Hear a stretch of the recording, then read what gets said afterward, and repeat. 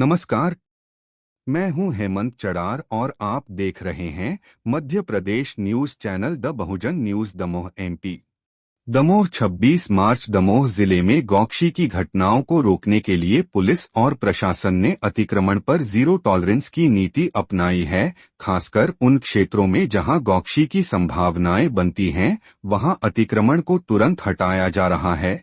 Police और प्रशासन मिलकर लगातार इन क्षेत्रों में पेट्रोलिंग करेंगे ताकि इस तरह की घटनाएं दोबारा न हो। इस पहल के तहत अतिक्रमण के चिन्हित क्षेत्रों से मलबा, घास और झाड़ झंखाड़ को हटा दिया गया है ताकि किसी को भी इस आड़ में अवैध गतिविधियां करने का मौका न मिले। एसडीएम आरएल बागरी ने बताया कि यह कार्रवाई लगातार जारी रहेगी और अब इस कार्रवाई का अगला चरण अतिक्रमण चिन्हित करने और इसे हटाने की प्रक्रिया में होगा। नगरपालिका भी इस अभियान में सक्रिय रूप से भाग ले रही है और अतिक्रमण चिन्हित करने के बाद आवश्यक प्रक्रिया का पालन किया जाएगा। पुलिस और प्रशासन की यह संयुक्त कोशिश सुनिश्चित करेगी कि जिले में गौकशी की घटनाएं न हों और कानून का पालन पूरी तरह से किया जाए।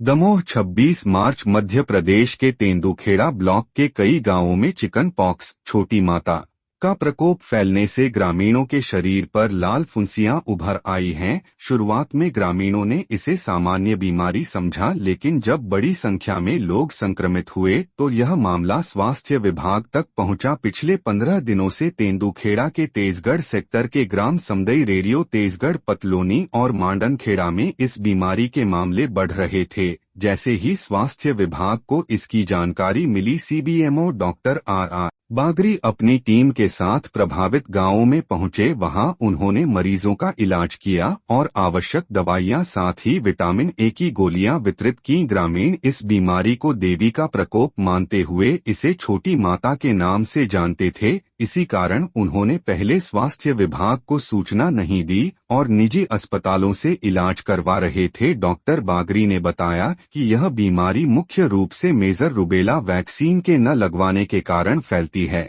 और अगर इसका समय पर इलाज न किया जाए तो यह गंभीर समस्याओं जैसे लकवा का कारण बन सकती है। स्वास्थ्य विभाग की टीम ने मरीजों की स्थिति में सुधार की जानकारी दी और बताया कि अब गांवों में स्वच्छता और टीकाकरण को लेकर जागरूकता अभियान चलाया जाएगा ताकि भविष्य में इस बीमारी के फैलने से रोका जा सके। दमोह 26 मार्च तेंदुखेड़ा ब्लॉक के बगदरी गांव में भोपाल की एक एनजीओ ने 175 आदिवासी परिवारों को महुआ उत्पादन बढ़ाने और जंगलों को आग से बचाने के लिए निःशुल्क ग्रीन नेट का वितरण किया।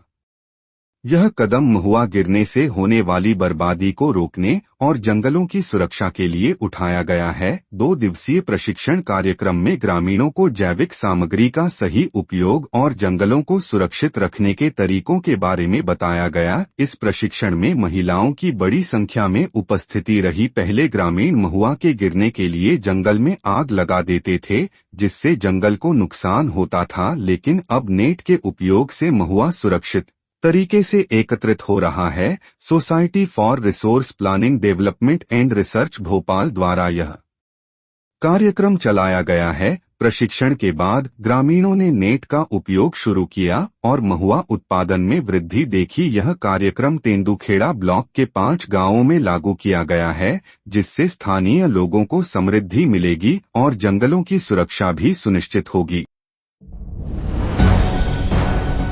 दमोह 26 मार्च दमोह शहर के हटा नाका स्थित मुक्तिधाम में अब अंतिम संस्कार के लिए लकड़ी की जगह गौकाष्ठ का उपयोग किया जाएगा। यह पहल पर्यावरण को बचाने और पेड़ों की कटाई को रोकने के उद्देश्य से शुरू की गई है। इसके लिए मुक्तिधाम समिति 1.5 लाख रुपए से एक प्लांट स्थापित करेगी, जिससे गौकाष्ठ का उत्पादन किया जाएगा और इसे कम कीमत पर उपलब्ध कराया जाएगा। समिति के सदस्य उमा गुप्ता के अनुसार वर्तमान में एक शव के अंतिम संस्कार में लगभग 4 से 5 क्विंटल लकड़ी का उपयोग होता है। यहाँ हर महीने 40 से 50 शवों का अंतिम संस्कार कार होता है जिससे पेड़ों की बर्बादी होती है। अब गाय के गोबर से बनाई गई गौकाष्ठ और कंडों का उपयोग किया जाएगा, जिससे प्रति शव महज 3 क्विंटल गौकाष्ठ की जरूरत होगी। इस तरह से हर साल करीब 200 पेड़ों की कटाई से बचाव होगा। इस पहल को पहले उज्जैन और देवास में देखा गया था,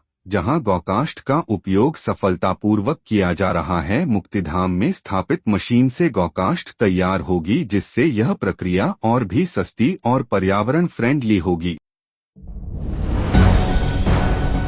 दमोह जिले के देहात थाना क्षेत्र में सोमवार रात जमीन विवाद के चलते एक चाचा ने अपने भतीजे पर कुल्हाड़ी से हमला कर दिया। घायल युवक हरप्रसाद पटेल 47 निवासी खेजरा पटोना अपनी जान बचाने के लिए मौके से भागा और हमले में इस्तेमाल की गई कुल्हाड़ी भी अपने साथ ले गया। परिजनों ने तुरंत पुलिस को सूचना दी, जिसके बाद घायल को जिला अस्पताल पहुंचाया गया। हरप्रसाद ने बताया कि उसकी जमीन पर चाचा अच्छे लाल पटेल ने कब्जा कर लिया था और जुताई कर दी थी। विवाद लंबे समय से चल रहा था, लेकिन चाचा जमीन वापस करने से इनकार कर रहे थे। सोमवार रात जब हरप्रसाद खेत पर था, तभी चाचा ने कुल्हाड़ी से हमला किया। सिर में चोट लगने के बाद वह कुल्हाड़ी छीनकर भाग गया। पुलिस ने घायल की शिकायत पर आरोपी चाचा के खिलाफ केस दर्ज कर जांच शुरू कर दी है। इस घटना ने जमीन विवादों के कारण बढ़ती हिंसा पर चिंता जताई है।